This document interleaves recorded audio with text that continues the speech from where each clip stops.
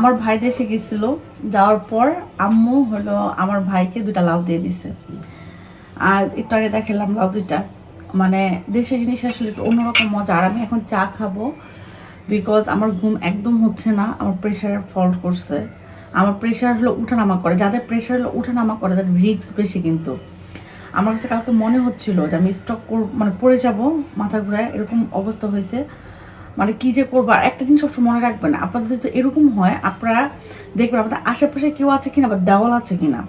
Just দেওয়ালে এরকম করে হাতটা রেখে চুপ করে এভাবে দাঁড়ায় থাকবেন। আর যদি কেউ থাকে তাহলে কি করবেন, তাকে ধরে রাখবেন আর বলবেন। তো একটা লাউ আসলে আমি অফ ক্যামেরায় কুটছি, এখন ফুল ক্যামেরায় কুটবো, মানে ফুল মানে কি ওপেন ক্যামেরায় কুটবো আর কি।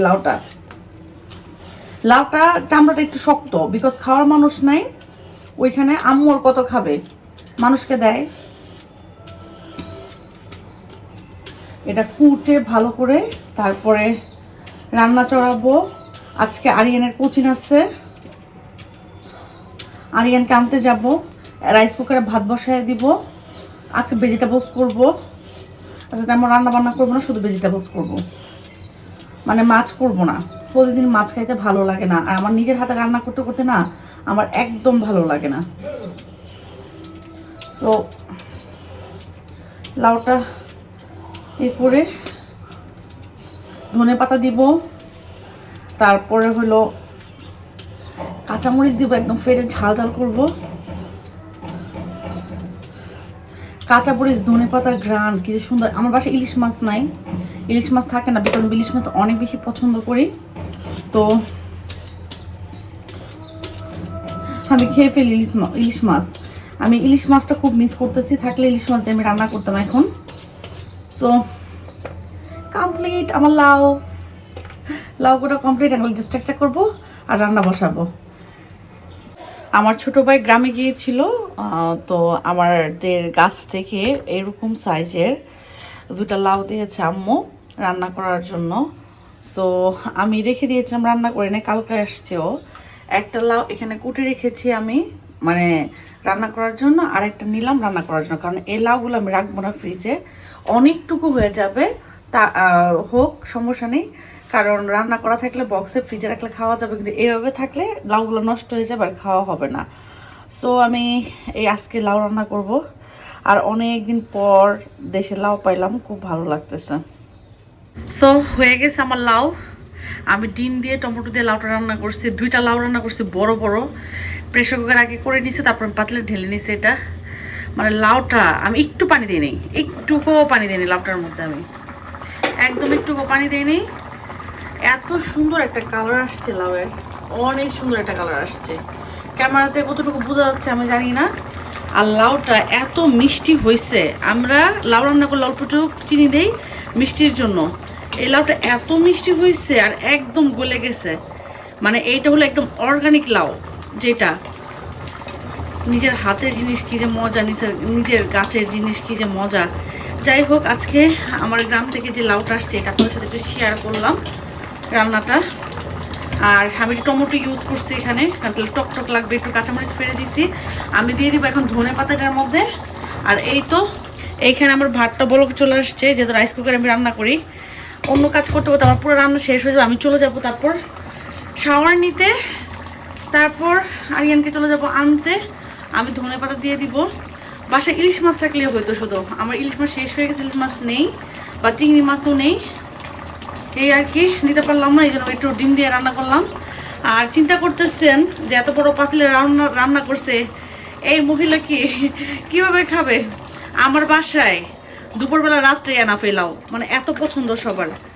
আর যেহেতু রাত্রেবেলা আমাদের বাসায় রুটি খাওয়া হয়, আমার হাজব্যান্ড রুটি খাওয়া, একটু ডায়াবেটিসের প্রবলেম আছে, আমার ছোটো ভাই রুটি খুবই পছন্দ করে, আমি রুটি খাই। সো এক বাটি করে আমরা ভেজিটেবলস খাই। সো আমার রান্না শেষ, ধনে পাতাটা দিলাম, একটু হোক, ফ্লেভারটা আসুক, একটু ডেকে দিব। এই তো কমপ্লিট এখানে আমার রান্না। আর এখানে আমি হাঁড়ি তেল ক্লিন করতেছি, কি দেবো সেটা হলে এই যে রাকিব আর আরিয়ানের কবুতরা।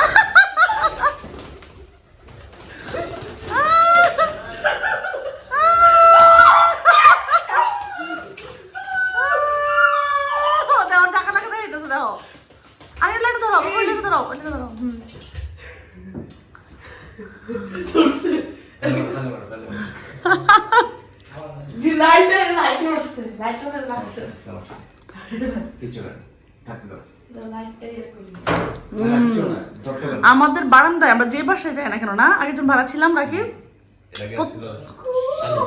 শালিক অনেক পাখি আসে না রাকিব, এদিকে তো অনেক লাকি আমরা, আমাদের বারান্দায় সব সময় পাখি আসবেই।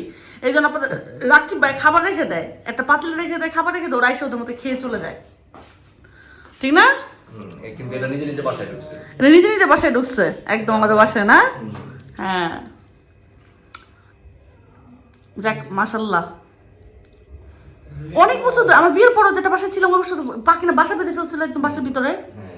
আচ্ছা ওটা ওয়াশরুমে না, ওয়াশরুমে আমি প্রথম ভয় পেয়েছিলাম সাপ নাকি, কখনো পশু মানে বাঘটাতে ভয় দেখাবে না, চিল্লাবে না ওদের সামনে।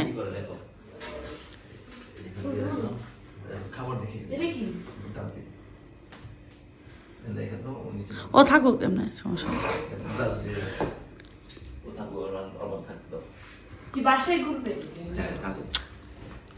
আয় দেখোস না নোর, দেখোস না কবুতর কোন দিকে বসে আছে, কই দেখছস তুই তো কথায় মাথা লয়ে আসছস।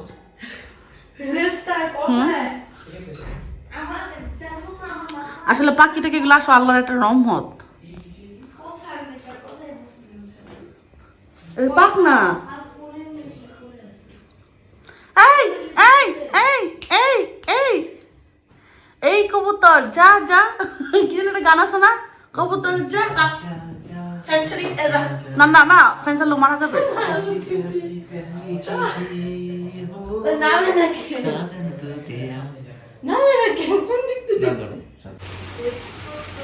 কি রান্না করছিস?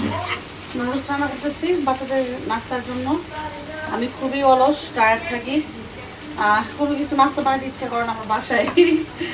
ম্যাক্সিমাম টাইম আমার ছেলেকে স্কুলে আমি টিফিন দিতে পারি না, ও টিফিন কিনে খায়, তো ভাবলাম যে একটু নাস্তা করে দেবো ওদেরকে। আজকে তো রাত অনেক বড় হয়ে যাচ্ছে, রাত বড় ছোট হয়ে যাচ্ছে, রাত বড় হবে আস্তে আস্তে, ওদের জন্য নুডলস করতেছি। পরশু দিন থেকে তো রমজান শুরু। হ্যাঁ আমাদের রমজানের প্রিপারেশন কালকে নিতে হবে, চিকেন মাংস নেব, একটু কাবাব টাবাব বানায় রাখতে হবে, দুইটা চিকেন শেষ। তুমি খাবো না? হ্যাঁ দিও। কেমন হয়েছে? মোটামুটি আমার খাবারের রুচি নষ্ট হয়ে গেছে। রুচি ওষুধ নিয়ে আসবো? আমার নুডলস আমার মতো স্যার রেগুলার খাওয়া ভালো লাগে না। রুচি ওষুধ নিয়ে আসবো? আমি